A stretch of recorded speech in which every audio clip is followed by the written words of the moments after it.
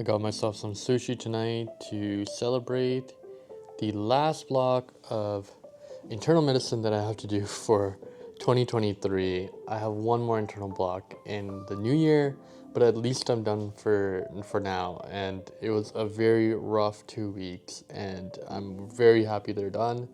And I think this is very well deserved, so I am extremely happy. Hi everyone, welcome back to the channel. My name is Abdul. I'm a first year family medicine resident in Canada, and today I'm post call and I'm done all my call shifts for 2024. I'm done my internal block for 2024. I don't have to get back to it until next year. So I'm very happy. I'm also very tired. But I thought because it's December, it's been 6 months on my residency, I thought it would be a really good time to recap everything, things I've learned, my experiences, talk about residency in general. I think that would be really, I think it would be insightful for a lot of you. So I have my chai here. Get your coffee, your tea, and I'm just gonna be kind of riffing. I have some talking points that I'll be getting into, but it's gonna be a chill video, so let's get into it. So 6 months ago, I kind of started the most transformative part of my life, which is residency, and I don't mean that in any kind of cliche or unironic, ironic way at all. Like, who I was 6 months ago is completely different from who I am now. Just from the amount of knowledge I've learned, the growth, the reflection, you know, the steady stream of feedback from so many different people, your preceptors, your friends, your family, and it's life changing. Honestly, like I don't even know what I was doing in my fourth year of med school. Like that person did not know anything. They hadn't gone through anything. They knew how to do an exam, and that was it. It's a complete difference when you start residency. And I know this is a bit of a heavy topic to start with, but I think probably the biggest change that I've felt going from a med student to a resident now in the last 6 months is facing death and finding meaning. I don't know, maybe this is just me, but like as a medical student, you're not really involved with, you can't pronounce patients' deaths. You're not managing something like AFib or heart attacks or strokes, or you're not running down with the CT rec. You're seeing stuff in the periphery. You're seeing people in dire states, but you're not there kind of a, in the moment. Um, and and going from med student to resident, all of a sudden you're thrown in those moments where it's now or never, where things change all of a sudden, and all of a sudden, you watch a life altering timeline open up for your patients, and it completely changes them, completely changes the family's outlook, and all of a sudden you are you know you are managing the patient medically, and you're trying to console the family, and it's 3 a.m. and you're alone, and that changes you. And I think that disturbs every fiber of my body. I made a tweet the other day where I said that changes every fiber of your body, and as a doctor, you are supposed to, in an ideal world, you're supposed to be fighting a disease, death, and suffering. And in reality, you're confronting death every day. You're confronting decay every day, and you're looking at death straight in the eye, and you are trying, your best, and unfortunately you're always going to lose. I don't know. This is very hard to explain. It's extremely difficult to explain, and I don't even know why this is my first point, but I think it's a really important point, um, because it tells you, how fragile life is. So many stories of, patients who were just fine half an hour ago, 2 weeks ago, and then all of a sudden things change, and now the person that the family knew 2 weeks ago is gone and they're never going to be the same again.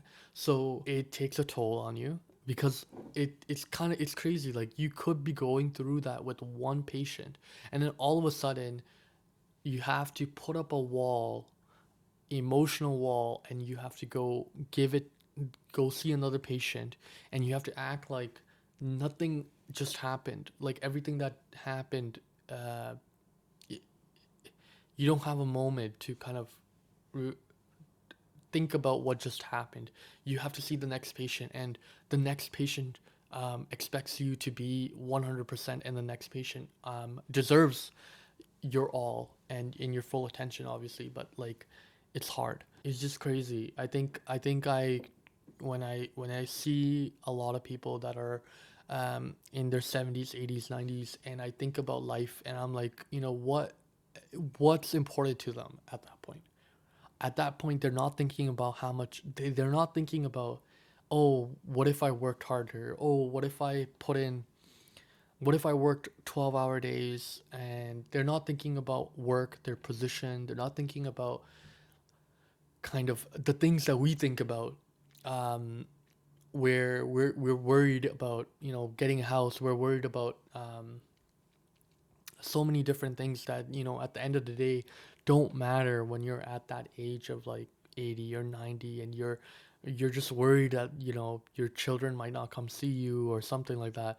So it's definitely put things into perspective as to what's important. So that's why I think, like, I really like family medicine because of that. Because first of all, I personally have a better work-life balance, and I can focus on things that are important, that I know will matter when I'm at my deathbed, which is my family, which is my sanity, which is my well-being.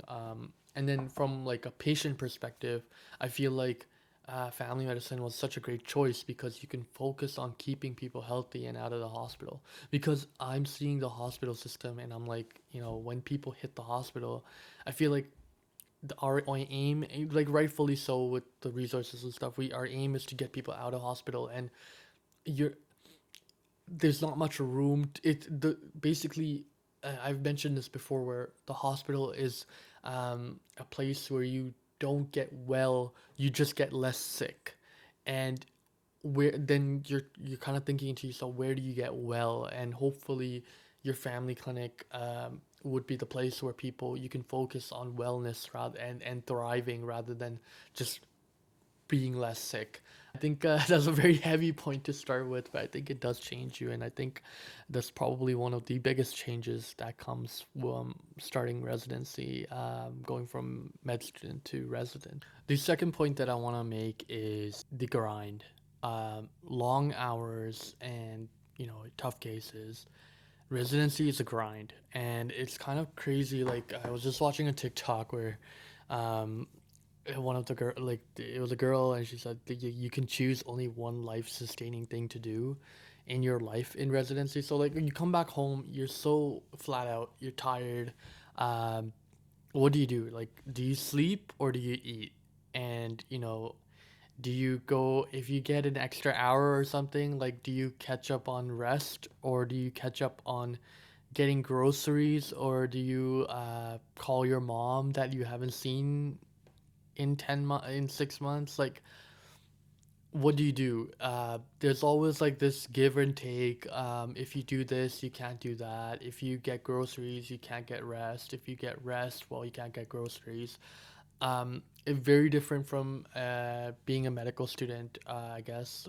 A medical student, clerkship is very, very busy, but I guess as a resident, it's just like it just becomes harder to do life things. I feel like it just takes over your life. There's so many times where I come home, like every time I come home from work, I'm so exhausted, and I'm taking a nap. I get home like what 5:30, 6, and then I'll sleep till 7:30, 8, and then I'll have a couple hours to just, I don't know, do something, and then it's back to work the next day. So days are short. I'm sure like everyone working a regular job probably is short on time too. It's just kind of concerning because I don't have kids yet, and it's like where am I gonna get the energy? How am I gonna get the time? And I guess you're gonna have to make time, but it is a grind. You're exhausted.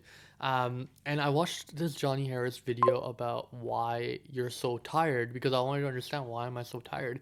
And he essentially said that you people become more tired with the more decisions that you have to make.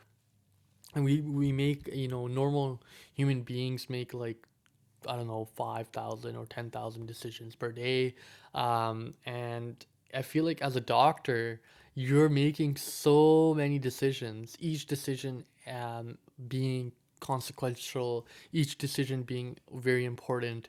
And it's just mental fatigue from constant decision making that I don't think was the case in when you were a med student. When you were a med student, like you gotta get to your note done.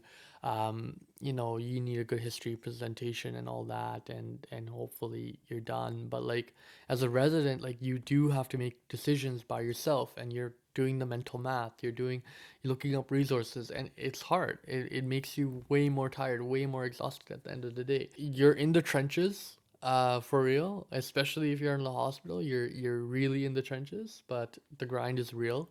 That's something that in the last 6 months has been very, I guess, profound. Third thing I wanted to talk about is can be what I call humble maxing. Humble maxing could be student maxing, and what I mean by that is I've realized that if you want to get ahead in life, if you want to do well on these rotations or any situation that you're in life, I think of it this way. You might not be the best person you might not have the best knowledge. You might not be, you might be lacking in terms of your knowledge, in terms of what you can do, in terms of how to give someone medications, or you might be lacking in like how to manage situations, but you can be humble maxing. And what I mean by that is you can be humble, quiet, you can be open to feedback, and most importantly, you can come in with a great attitude. Just come in excited, just come in, ready to learn. Just be eager. That's something that's in your control every day. I know it's very hard, but I feel like if you want to get ahead, if you want to leave a good impression in any situation, any rotation, any job, just come there with a good attitude and be receptive to the feedback that you are given. You might not have all the parts, and you might not have everything together. You know where you're lacking. Like for my example, I know that sometimes my assessment and plans aren't the best. Um, I know the information, I know that I don't know how to handle many situations, but I'll come in early. I'll take the rec down. I'll take additional responsibilities. I'll take on anything that I can help with. I will ask for feedback, try being the best team member possible, because those things are like immediate things that you can control. It would really suck if first of all you're lacking, which is already like negative points, and then on top of not knowing stuff, you don't make an effort, or you're not student maxing is what I call it. Like it's such a cheat code, that's in your control, and you will leave a great impression even if you don't know anything, even if you're not great. And we all know we're not great at many things, and I think that's like the edge that you need. I'm really appreciative of my residency. I love what I do. At least the last 6 months, I'm not even doing, I just love medicine in general. I don't see myself doing any other career. I feel blessed every single day to have this job, and it's great. It's incredible. So I'm really looking forward to what the next 6 months hold. I'm really looking forward to getting through this residency, and seeing my progress really motivates me too. Where I didn't know stuff, and now I'm slowly getting there where I know some sort of a thing. I'm looking forward to 2025. I'm looking forward to learning and being the best doctor that I can be. So thank you so much for making it this far in the video. I know this was a bit of a all my YouTube videos so far have just been me talking. So I mean, it is what it is, but that's like I'm in residency, I have these great ideas of all the videos I want to make, and then it's like I'm tired. um I like I have scripts, but it's so difficult to get. I mean, I don't want to make excuses for myself. I'm sure I'll be able to do something, but I think I do need to make a more realistic kind of thing where I think I'm gonna be chatting to the camera way more than I would like to. Ideally, I want to make something like with B-roll, with music, and all this type of stuff. But at the same time, you're kind of doing the most important thing in your life, which is trying to be a good doctor at this moment, right? So, anyways, we're trying our best. Thank you so much for watching the video. Like and subscribe, and I'll see you guys in the next one. Peace.